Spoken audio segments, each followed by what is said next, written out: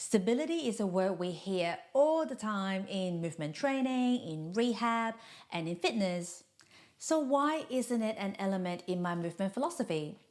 There are two reasons for this deliberate decision, and I'm going to share that with you right now in this video. Ready? Let's jump in. Hi, I'm Selina, Physio from MoveMedics. Welcome to my channel. I help people improve their mobility so they can do the splits, bend their backs, and also for optimal singing. If that sounds good to you, please subscribe to my channel and ding that notification bell so you don't miss my new videos when they come out. This is a bonus episode for my movement capacity series, and I'm going to share with you the two reasons why stability is not an element in my movement philosophy. Before I get started, let's get on the same page first. I am not talking about stability in terms of structure. So not in the cases where people have, say, a ligament deficiency in the knee, or they have had recurrent injury to the capsule in the shoulder and they have now an unstable shoulder. That's not what I'm talking about. I'm talking about stability in terms of movement. The first reason why stability is not a part of my movement philosophy is because when I was working on my philosophy, I wanted the movement elements to be building blocks for movement.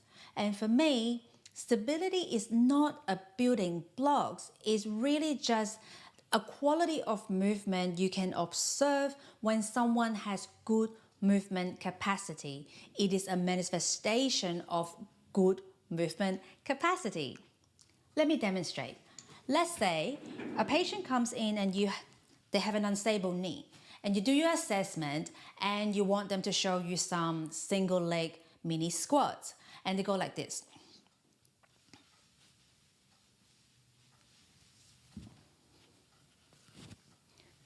It's all over the shop, right? But why are they doing it like this? Maybe they don't have the knowledge of movement. Right, let's try that again, but this time I want you to try to keep your hips and your pelvis still. Hold on to them if you want to, and try to move mainly from your knee and making sure your knee tracks over your first and second toe, and take your time. And this time they go like this.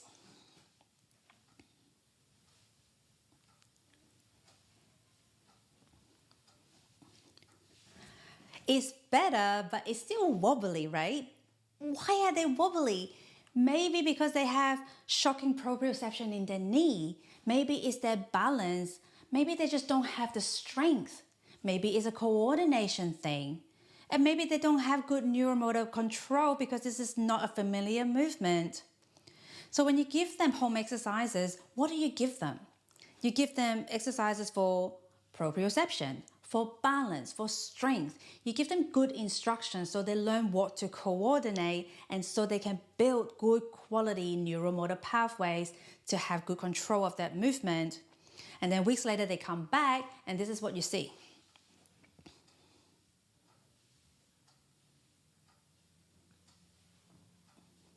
Wow, that knee now looks stable. What has changed?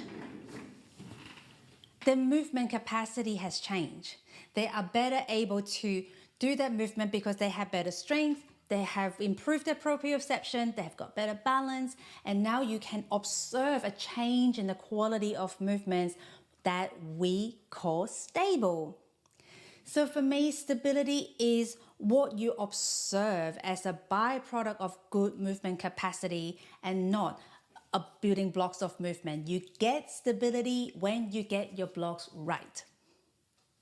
The second reason why stability is not an element in my movement philosophy is because of what's happened to stability in the last 20 odd years.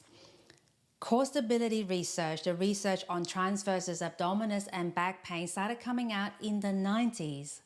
A lot of those research actually came out from my uni, the University of Queensland. I was even taught by a lot of these researchers. It was really cool. But in that 10, 15 years after this research started coming out, stability has gone on a wild and wicked ride. the fitness industry grabbed hold of stability and went to town with it. The fitness industry is mighty. It has a lot of money, it has influence, it has power. When the fitness industry decides to give celebrity status to something, it takes off. And stability took off, and the world became obsessed with stability. Every gym, everywhere you went, there's stability this, stability that. Pilates, which wasn't new, took off in popularity because of that influence. And with that, stability started morphing into something else. It started becoming synonymous with bracing and eventually more with rigidity. And people started, the language around stability also started changing. People started talking about activating, as if there is a button inside your body that you can switch on and you are now activated and now all solid, and movement became rigid and stiff as opposed to natural and free flowing. And it also started creating problems. People started getting neck pain and back pain from over bracing. It perpetuated people's existing problem. And what's worse, what really is heartbreaking for me and what drives a lot of what I'm telling you right now is that people started believing, and there are people out there right now believing, that unless they keep activated all the time, if they let go, that their back would snap or their head would roll off. People literally believe that they have to stay activated all the time or else they would break, which is of course bullshit, right? Like, that has caused so much unnecessary pain and suffering. Once someone has adopted that kind of mechanism, it is really hard to break. I know, because I have worked with people trying to undo these patterns.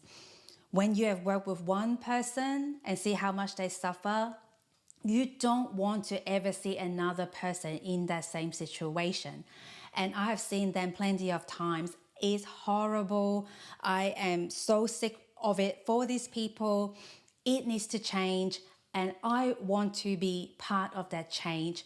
So this, plus the fact that I think stability is really just a quality of movement you can observe, these two things together are the reasons why stability is not an element in my movement philosophy.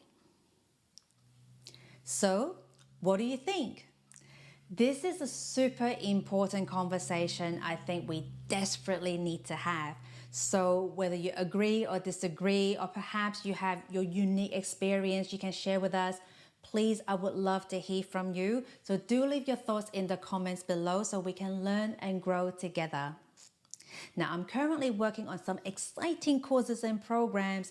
So if you want to be the first to know, make sure you join the MoveMedics family. I would love to have you in the MoveMedics family, and you can join using the link in the description below.